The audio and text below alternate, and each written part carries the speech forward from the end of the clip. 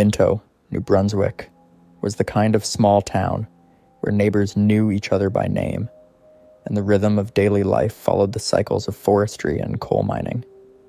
Life was simple and safe, and violent crime was something residents only read about in distant newspapers. That sense of security was destroyed in late April of 2005.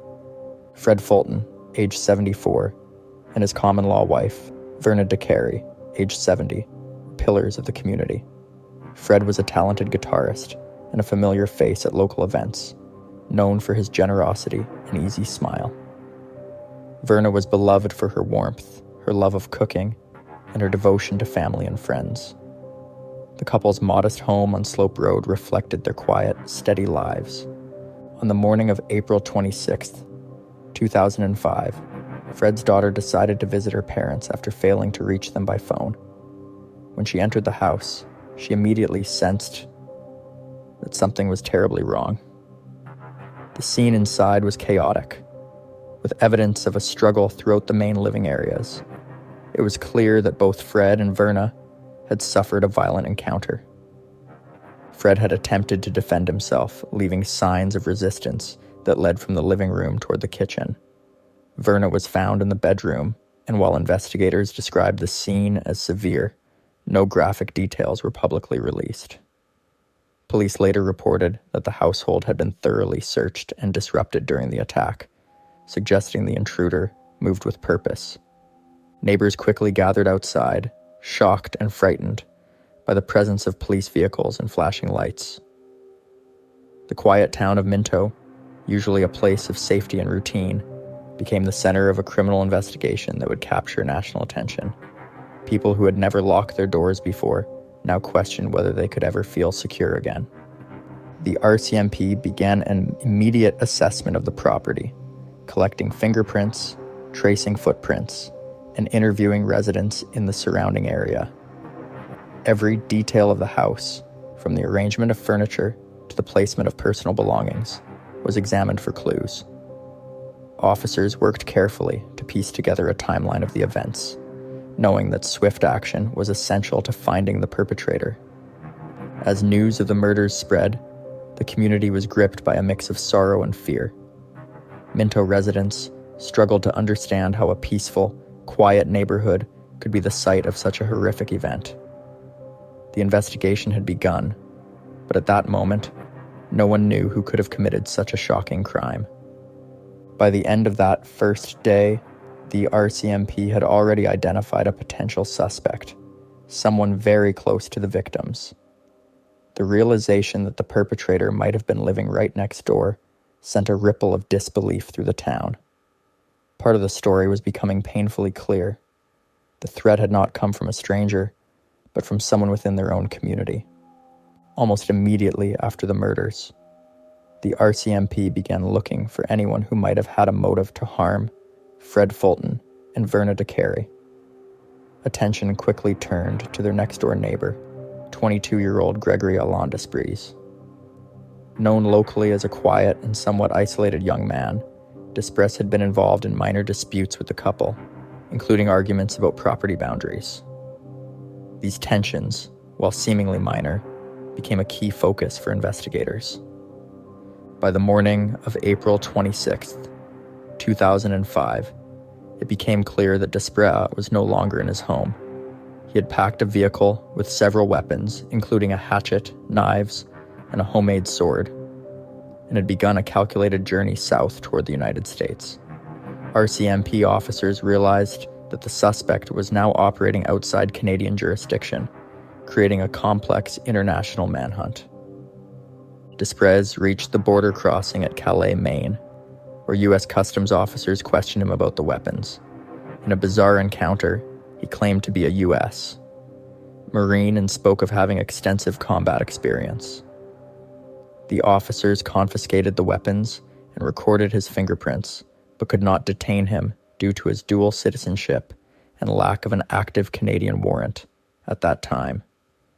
Unaware that the bodies of Fred and Verna had already been discovered, Legere was allowed to continue into the United States. Meanwhile, the RCMP issued an all-points bulletin, alerting law enforcement agencies across North America. Despres became an immediate person of interest, and his image and description were widely circulated. The news created alarm in both Canada and the northeastern United States, with media coverage highlighting the unusual nature of a suspect fleeing the country so quickly after a violent crime. Over the next few days, Despres traveled through several states, hitchhiking and moving quietly to avoid detection. Law enforcement coordinated with local authorities to track sightings, but the young man managed to stay ahead of them. His movements appeared random, but investigators noted that he seemed to be heading toward coastal regions, possibly to continue traveling undetected. On April 27, 2005, a Massachusetts state trooper spotted Despres walking along the side of a highway in Mattapoisett. Recognizing that something was off, the officer approached and detained him without incident. After confirming his identity and learning of the murders in Minto, law enforcement knew that the international manhunt was over. Following his arrest, legal proceedings began to return Despres to Canada. After months of extradition hearings, he was sent back to New Brunswick on September 15, 2005. The town of Minto watched closely as their neighbor and alleged murderer returned to face Canadian justice. His arrival marked the end of the flight, but the beginning of a complex and controversial legal battle that would keep the community on edge. The arrest did not ease the fear that had settled over Minto. Residents remained shaken by the realization that the perpetrator had lived so close to the victims and could move undetected for days. The RCMP immediately began preparing for the next phase of the case, understanding Despres' motives and mental state, which would soon become central to the investigation. With Gregory Despres back in custody in New Brunswick, the focus of the investigation shifted from locating him to understanding his state of mind. Mental health experts were called in to assess the young man, who by all accounts had lived a relatively isolated life in Minto. Born in 1982, Despres had spent parts of his childhood in Massachusetts before returning to New Brunswick as a teenager. Friends and family described him as quiet and withdrawn, but they also recalled moments of unusual behavior that suggested early signs of instability. As psychologists examined him, it became clear that Despres suffered from a severe mental disorder. He was diagnosed with paranoid schizophrenia, a condition that caused him to experience delusions and impaired judgment. These delusions often led him to believe he was part of secret missions or in danger from imagined enemies. For Despres, the boundary between reality and his own perceptions had become blurred, influencing his interactions with neighbors and others in the community. Investigators also uncovered a pattern of erratic behavior prior to the murders. Neighbors had reported disputes with Despres over minor property disagreements, and there were accounts of him spending long periods alone in his home, talking to himself, and sometimes engaging in ritualistic behaviors. Although these incidents had not previously escalated to violence, they painted a picture of a young man struggling with profound mental instability. The RCMP worked closely with forensic psychiatrists to reconstruct the events leading up to the murders. They found that Despres' actions appeared methodical in some ways, including the collection of weapons and planning for escape, but were also heavily influenced by his distorted perceptions of reality. Experts emphasized that while he carried out deliberate steps, his understanding of right and wrong was compromised by his illness. During interviews, Despres made statements that further highlighted the depth of his delusions. He described scenarios in which he believed he was under threat or on a mission, demonstrating how disconnected he was from the actual circumstances surrounding his neighbors. These accounts became central to the legal defense, as they indicated that his mental disorder significantly impaired his judgment at the time of the crime.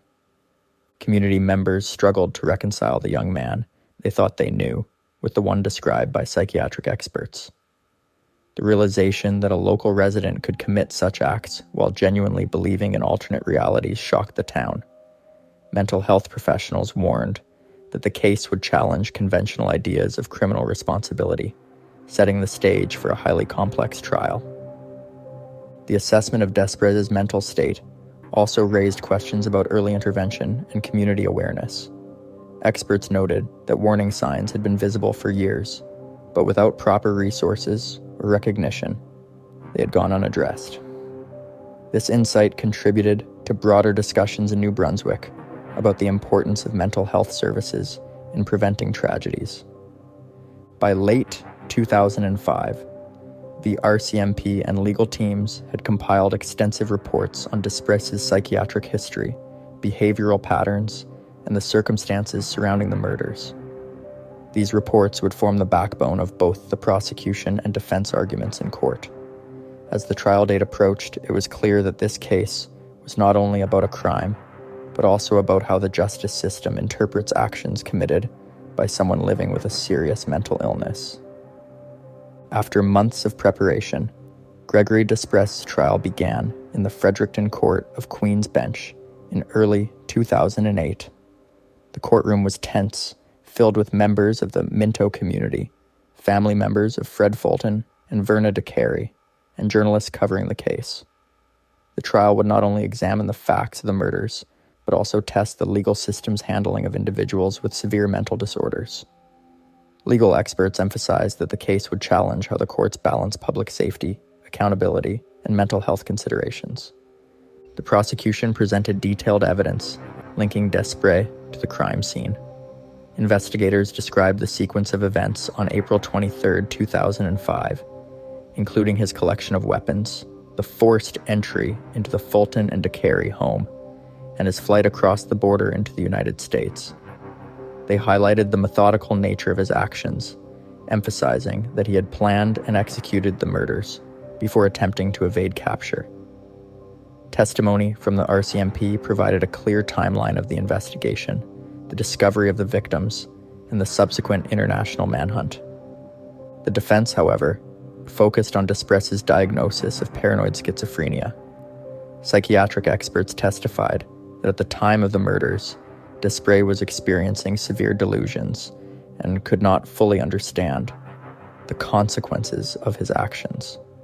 They described episodes of hallucinations and distorted beliefs in which Despres viewed himself as a soldier or operative on a secret mission.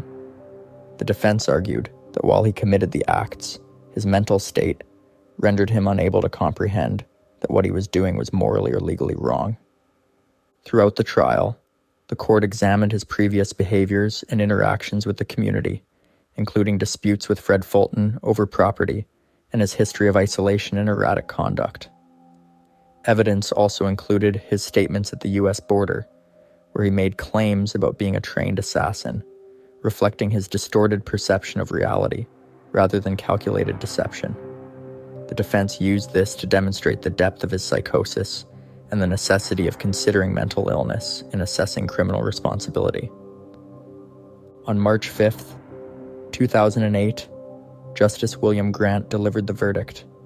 He acknowledged that the Crown had proven beyond a reasonable doubt that Despres had caused the deaths of Fred Fulton and Verna Decarie. Yet, after reviewing the psychiatric evaluations and expert testimony, he concluded that Despres was not criminally responsible due to his severe mental disorder at the time of the murders. This verdict meant that Despres would not serve a traditional prison sentence, but would instead be held in a secure psychiatric facility for treatment and monitoring. The judge's decision sparked strong reactions within the courtroom and across the community. Family members of the victims expressed frustration and disbelief, feeling that justice had not been fully served. Legal analysts noted that the verdict highlighted the unique challenges in cases involving severe mental illness, particularly when the individual's actions are violent and premeditated.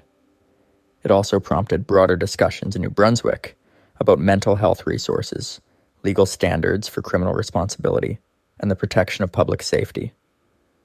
Despres was subsequently transferred to the Shepady Healing Center, a high-security psychiatric facility within the Dorchester Penitentiary. His treatment would be reviewed regularly to determine if he still posed a risk to the public, with hearings occurring every 2 years. Officials emphasized that the decision was rooted in ensuring both community safety and the provision of appropriate care for someone with a serious mental disorder. The trial of Gregory Desprez became a landmark case in Canadian law, demonstrating how courts navigate the complex intersection of mental illness and criminal responsibility. While it provided a legal resolution, it left the families and community with lingering questions about justice and accountability. The case would continue to influence discussions on mental health policies, criminal law, and public safety in New Brunswick for years to come. Following the verdict, Gregory Desprez remained at the Sheppity Healing Center, where his condition continued to be closely monitored. Over the years, reports from the facility painted a troubling picture. Desprez repeatedly refused treatment, showing little cooperation with psychiatrists and staff. He also engaged in threatening behavior, including making violent statements toward personnel, which highlighted that he continued to pose a risk. The facility responded by maintaining strict security measures, and at times, Desprez was transferred between sections of the center to ensure safety for both staff and other patients. Periodic review hearings assessed whether Desprez could be safely reintegrated into a less secure environment. In February 2024, the review board noted that his judgment remained poor and that he continued to display aggressive tendencies. Requests to transfer him out of the province were repeatedly denied, reflecting authorities' concern for public safety. As recently as February 2025, the review board decided he should remain at the federal facility.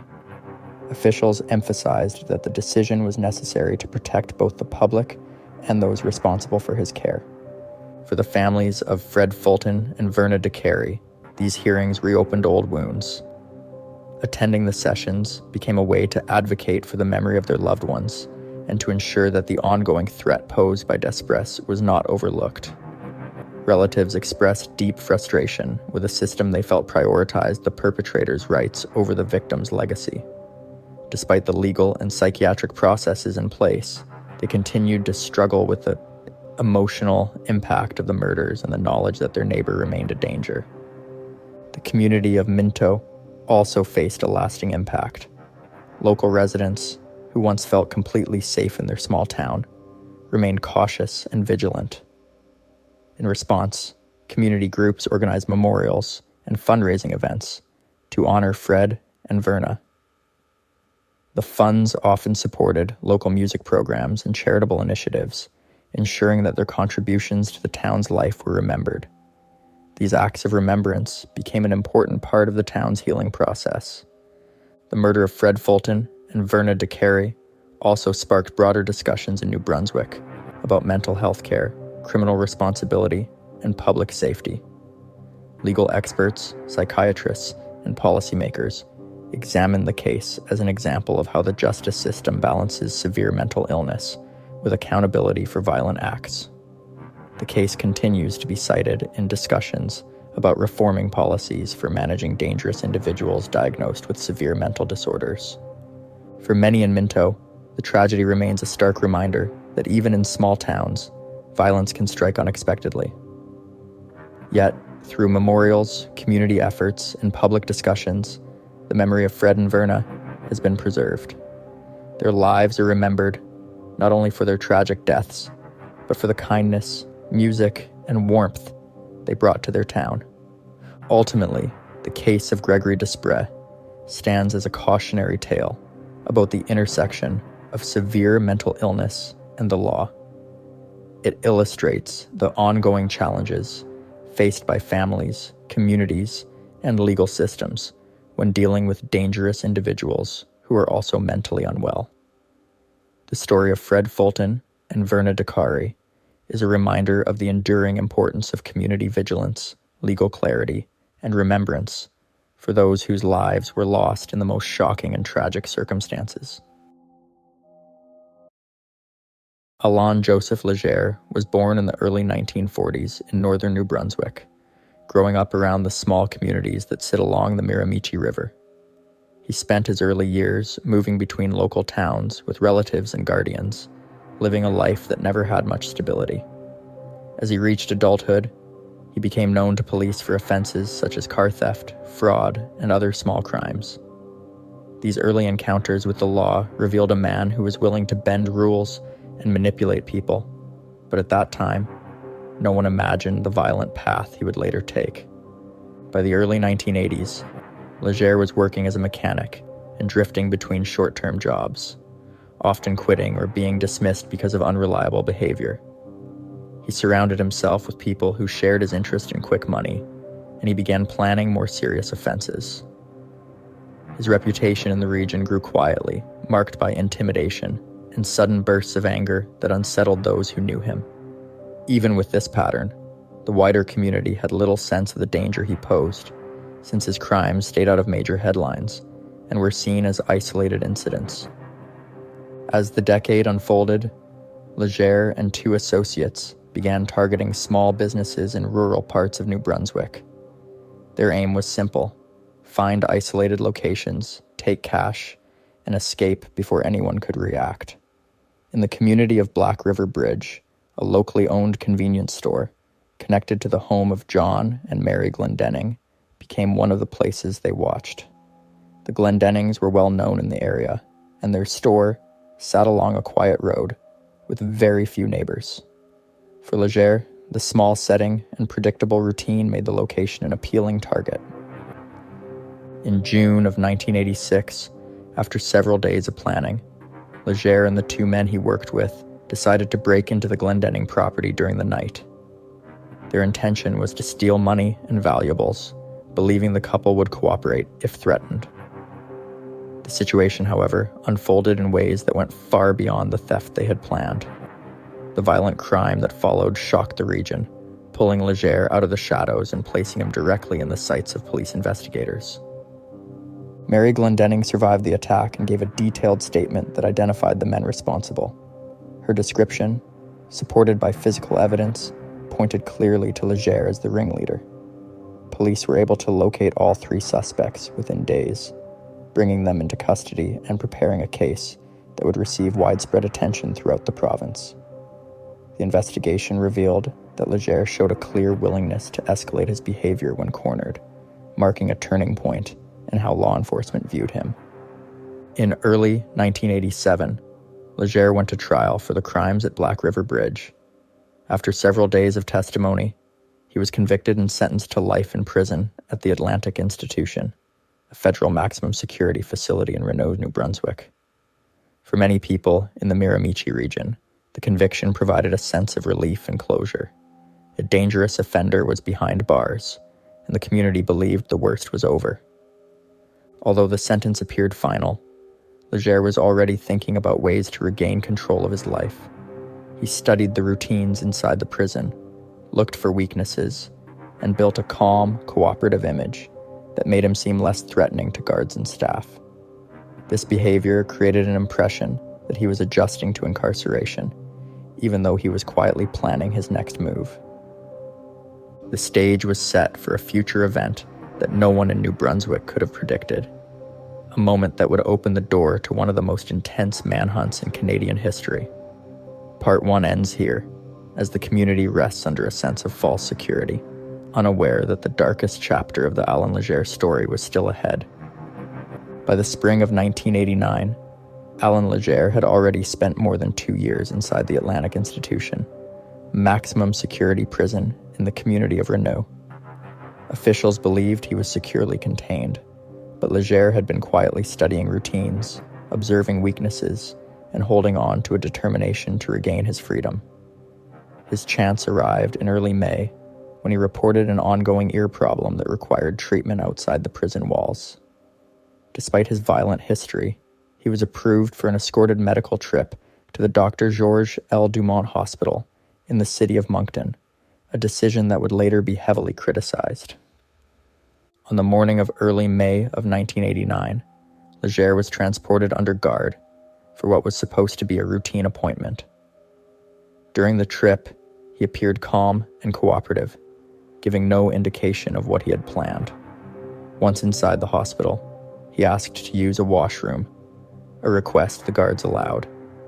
They had no way of knowing he had smuggled in a small metal tool fashioned from a dismantled antenna, which he had hidden on his body long before the appointment. Inside that washroom, Legere freed himself from his restraints and burst out of the door before officers could react. He overpowered the guards, fled into the parking lot, and escaped into a waiting vehicle after forcing the driver to comply. Although the driver was released unharmed a short time later, the message sent across New Brunswick was unmistakable. A dangerous offender with a history of extreme violence was loose. News of the escape spread quickly through the Miramichi region and beyond.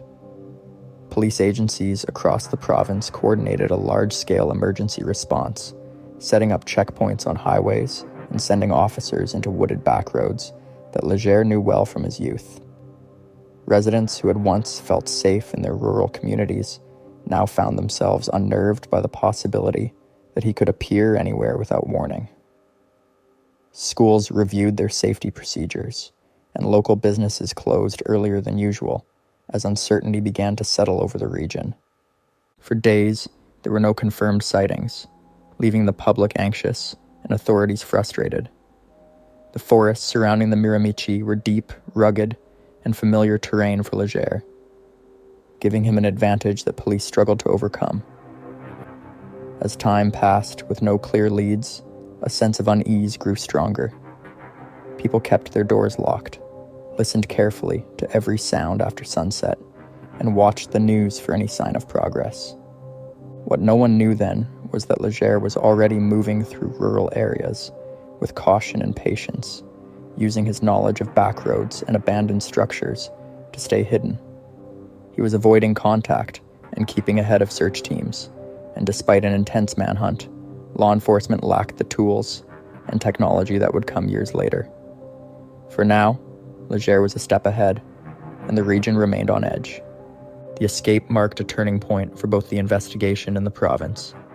It exposed security gaps, heightened community fear, and set the stage for the violent spree that would follow in the months ahead. As the search continued and days turned into weeks, residents hoped the ordeal would end soon. But the worst chapter of the story had not yet begun, and the Miramichi was heading toward a period of terror unlike anything it had ever experienced. For weeks after Allan Legere's escape in May of 1989, the small towns along the Miramichi River Valley were gripped by fear. Residents who had once left doors unlocked now secured every entry and kept watchful eyes on their neighbors. Legere, fully aware of the manhunt and police checkpoints, moved cautiously through the area, using backroads, wooded areas, and abandoned buildings to stay hidden. His knowledge of the terrain gave him an advantage over authorities, allowing him to strike suddenly and vanish without a trace. On May 29th, 1989, the first confirmed attacks occurred in the town of Chatham. Annie Flam, an elderly woman who ran a small convenience shop, was murdered in her home. Her sister, Nina Flam, was severely beaten but survived. These attacks marked the beginning of a terrifying pattern. Legere's actions were calculated to instill fear, targeting vulnerable members of the community while leaving chaos and uncertainty in his wake.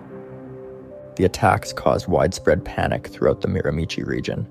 Residents began barricading doors and windows, and many stayed indoors after dark. The local police, overwhelmed by the scale and speed of Legere's movements, called for reinforcements from surrounding communities and the Royal Canadian Mounted Police. Helicopters, patrols, and roadblocks became a daily sight as law enforcement sought to track the elusive criminal. By October of 1989, the violence escalated. Sisters Donna and Linda Donnie were discovered dead in their home in Newcastle. Both women had been attacked, and the house was set on fire in an attempt to destroy evidence. These murders intensified fear across the province. People realized that Legere was targeting anyone in his path, and no home felt safe. Small towns that had always felt secure now experienced sleepless nights and heightened anxiety. The media coverage amplified the terror. Stories of the murders and attacks dominated newspapers, radio, and television broadcasts, giving Legere an almost mythical presence in the mind of the public. Residents were urged to report any suspicious activity, but many were too frightened to leave their homes. Parents kept children indoors, and local schools adjusted schedules to increase safety. Legere's movement through New Brunswick was methodical. He avoided large towns during the day, used wooded areas for cover, and relied on his familiarity with rural infrastructure. Even as the RCMP expanded the search and offered rewards for information, he remained elusive. His understanding of escape tactics and survival made him one of the most difficult fugitives in Canadian history. By November of 1989, the province was exhausted from months of fear and uncertainty.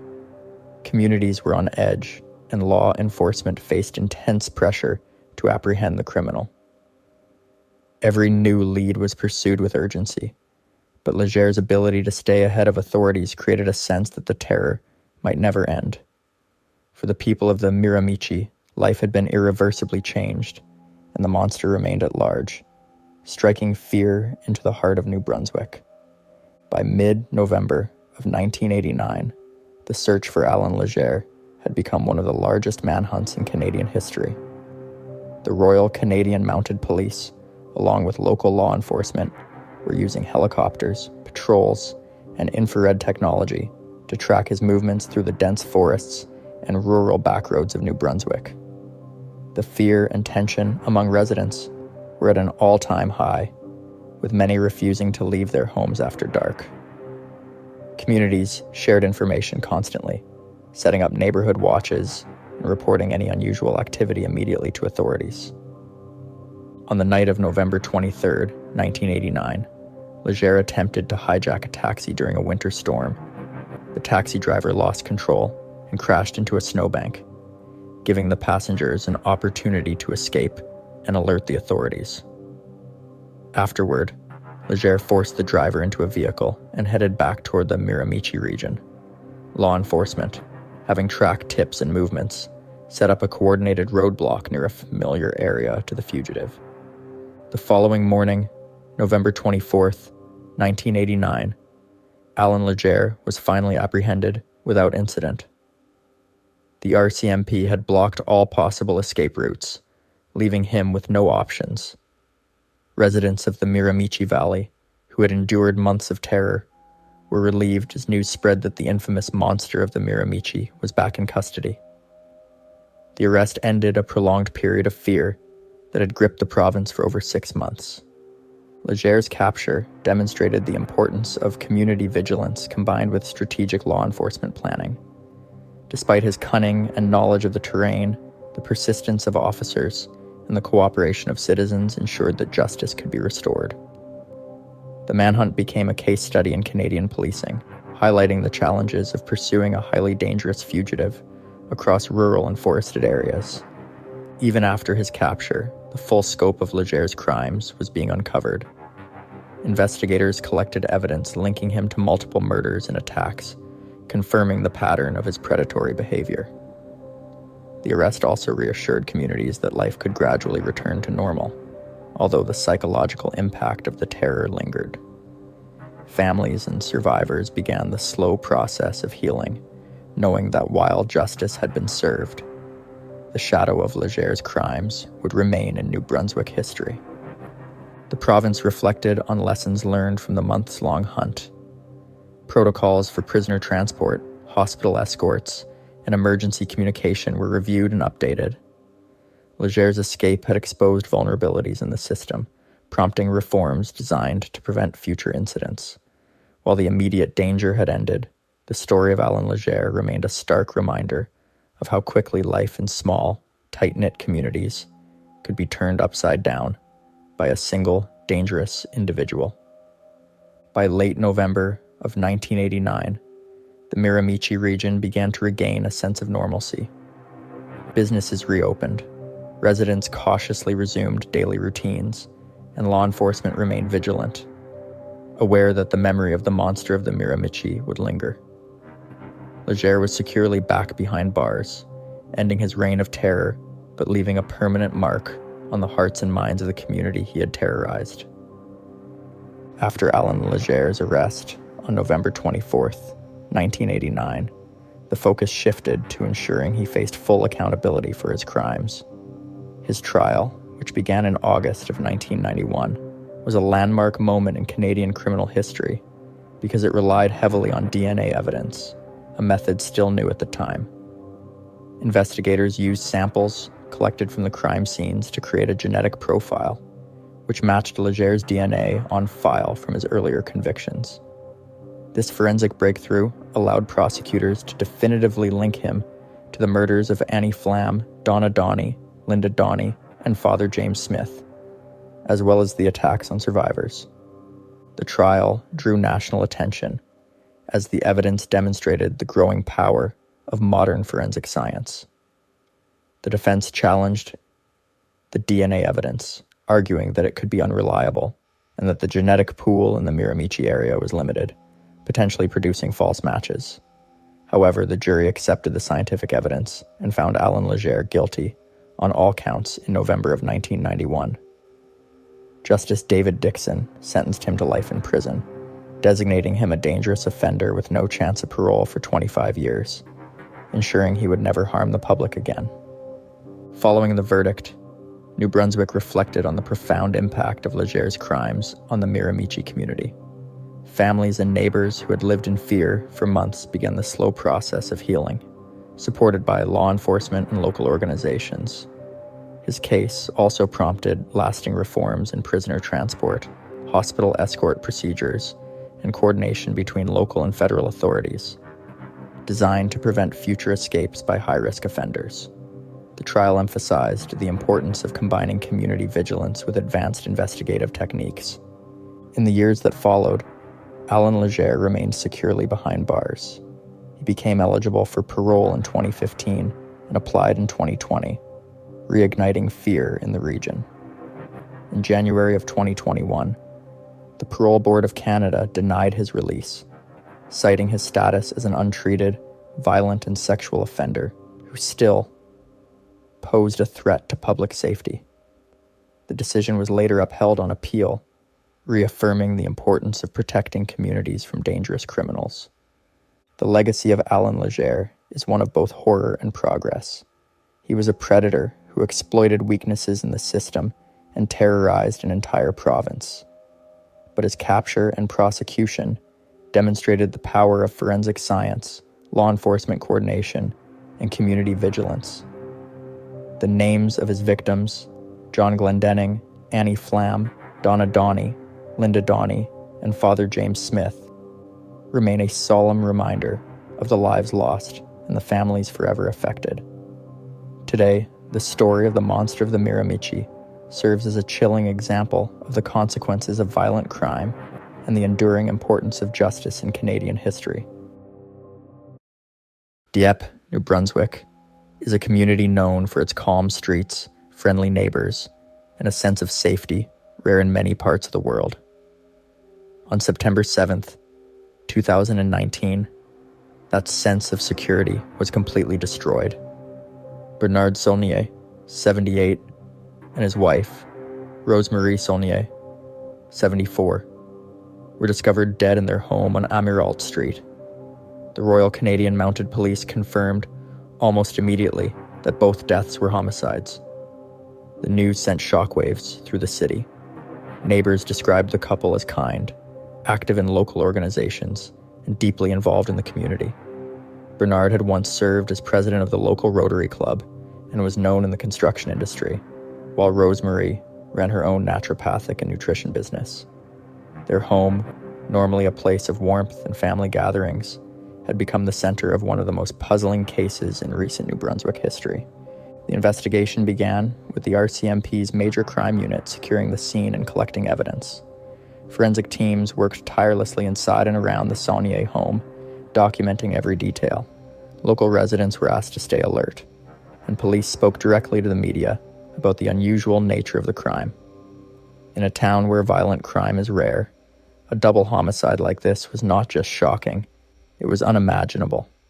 Early indications suggested the killings were not random. Authorities noted signs that the victims may have been specifically targeted, though no clear motive was immediately apparent. While the police investigated, the city of Dieppe entered a state of unease. Residents locked their doors and watched out for one another, worried that the person responsible might still be at large.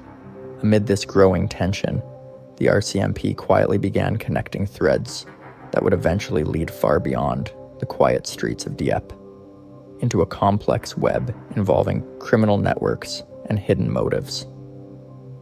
As the initial shock of the Saulniers' death settled, the RCMP began following leads that would gradually reveal a complex web surrounding the family. Early in the investigation, officers noticed connections between the couple's household and local criminal activity, though Bernard and Rosemarie themselves had no known involvement in illegal matters. The first significant clue came from ongoing police operations related to drug trafficking in New Brunswick. On August 28, 2019, just 10 days before the murders, the RCMP had executed a series of raids across the province as part of Operation J Trilogy, a major effort to dismantle methamphetamine and drug networks in Moncton and Fredericton. Several arrests were made, and a notable quantity of drugs and weapons was seized. While the initial investigation into these raids focused on criminal elements in the province, investigators later realized there was an unexpected connection to the Saulnier family. Police discovered that the Saulniers' son, Silvio Saulnier, was allegedly linked to the same drug network targeted by Operation J Trilogy. Court documents indicated that Silvio had been involved in activities connected to drug distribution, including the purchase of a property on Dominion Street in Moncton, used for drug sales. The RCMP began exploring whether the murders of Bernard and Rosemarie were connected to these criminal activities rather than being random acts of violence. Interviews with associates of the drug network and analysis of communication records suggested that the elderly couple may have been killed because of their son's ties, though they were not the intended targets themselves. This revelation shifted the focus of the investigation from a simple homicide to a much broader criminal context, revealing that the quiet town of Dieppe had been unknowingly caught in the crossfire of organized crime. After years of painstaking investigation, the RCMP finally made a breakthrough in the Dieppe double homicide. On September 7th, 2023, exactly 4 years after Bernard and Rosemarie Saulnier were found dead, police arrested Jansen Brian Baker, a 29-year-old man from Moncton, New Brunswick. Baker had a lengthy criminal record, including prior involvement in drug-related offenses, which made him a person of interest once investigators connected the murders to the same criminal network surrounding Silvio Saulnier. Police charged Baker with 2 counts of first-degree murder in the deaths of Bernard and Rosemarie. Investigators believed that he had been hired or motivated by individuals tied to the drug network, and that the killings were not random acts of violence, but rather targeted attacks linked to the criminal underworld. For the community of Dieppe, the arrest brought a measure of relief and hope that answers were finally coming, though the complexity of the case was far from resolved. In the weeks following the arrest, investigators delved deeper into Baker's connections, discovering communications and evidence that tied him to other associates of the drug network. The RCMP emphasized that the case was unusually complicated because the actual intended target may not have been the elderly couple themselves, but their son, Silvio Saulnier. Legal proceedings were scheduled, and Baker was held in custody as police prepared the case for trial. The arrest also reignited public discussion about safety in small communities and the unexpected reach of organized crime in New Brunswick. Families of the victims expressed cautious optimism, hoping the judicial system could finally deliver justice after so many years of uncertainty. While the arrest of Jansen Baker was a significant step forward, investigators warned that uncovering the full truth would require examining the wider conspiracy and all individuals involved. The case had entered a new and critical phase, one that would eventually reveal shocking twists beyond anyone's expectations. The investigation into the Dieppe double homicide took a dramatic turn on November 24th, 2025, when the RCMP announced the uncovering of a broader conspiracy. Through months of careful forensic work, digital evidence analysis, and witness testimony, police revealed that Bernard and Rose-Marie Saulnier had likely not been the intended targets. The real focus of the plot had been their son, Silvio Saulnier, due to his involvement with a criminal drug network operating in the Moncton and Fredericton areas. 5 individuals were charged with conspiracy to commit murder, in addition to Jansen Brian Baker, who had already been charged with the killings. The RCMP named Jesse Todd Logue, Monique Alicia Boyer, Nicholas Daniel Bain, and Christopher Allan Lennon. Investigators alleged that these individuals were connected through the same organized crime circle that Silvio had dealings with, and that the murders of Bernard and Rose-Marie were carried out either as collateral damage or as a message within the network. Police emphasized the complexity of the case, noting that it spanned years of criminal activity and involved multiple layers of planning. Evidence showed that Baker and the co-accused had coordinated surveillance, planning, and communication well in advance of the murders. The use of encrypted messaging and safe houses suggested a sophisticated attempt to conceal their activities, highlighting the danger posed by organized crime even in quiet communities like Dieppe. For the families of Bernard and Rose-Marie, the revelation was both shocking and painful. They had mourned the deaths of their loved ones under the belief that the attack was random, only to learn that a calculated criminal conspiracy had brought violence into their lives.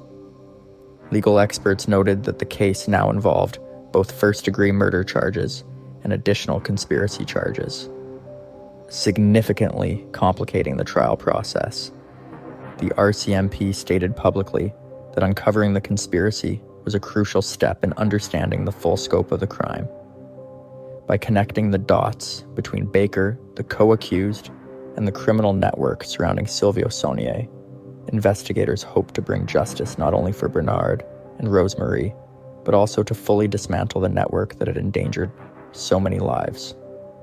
The Dieppe double homicide had transformed from a baffling mystery into a chilling story of organized crime intersecting tragically with an innocent family's life. As of late 2025, the Dieppe double homicide case continues to be a focus of both the courts and the public. Jansen Brian Baker is awaiting trial for the first-degree murders of Bernard and Rose-Marie Saulnier, with proceedings scheduled to begin in January 2026. The trial is expected to last approximately 3 months, during which prosecutors will present evidence connecting Baker to the deaths, while the defense may explore his background and criminal history. In addition, the 4 co-accused, Jesse Todd Logue, Monique Alicia Boyer, Nicholas Daniel Bain, and Christopher Allan Lennon, face conspiracy charges related to a plot targeting Silvio Saulnier. Their first court appearance on these charges is set for December 1st, 2025. The legal developments have reopened old wounds for the Saulnier family, while they finally have answers regarding the identity of those responsible. The revelation that Bernard and Rose-Marie were likely not the intended targets has made the tragedy even more difficult to process. Community members in Dieppe continue to struggle with the knowledge that organized crime reached into their quiet town, claiming the lives of 2 well-respected elders. Local leaders and neighbors have expressed both relief that arrests were made and frustration that the full motive and extent of the criminal network's activities are still being revealed. For law enforcement, the case is a reminder of the challenges involved in unraveling complex criminal conspiracies. The RCMP highlighted the importance of persistence, noting that years of investigation, cross-border collaboration, and careful analysis of digital evidence were necessary to connect the murders to the broader criminal network. Police continue to urge the public to remain vigilant and report suspicious activity, emphasizing that even seemingly quiet communities can be affected by organized crime. Meanwhile, Dieppe has worked to honor the memory of Bernard and Rose-Marie. Friends, neighbors, and community organizations have organized memorials and fundraising events in their name, ensuring that their contributions to local life are not forgotten. Silvio Saulnier's role in the larger criminal context has remained a complex and sensitive topic, but the focus on justice for his parents remains paramount. The Dieppe double homicide stands as a cautionary tale about the unpredictable reach of criminal activity and the devastating impact it can have on innocent families. As the upcoming trials proceed, the community hopes for clarity, accountability, and a sense of closure.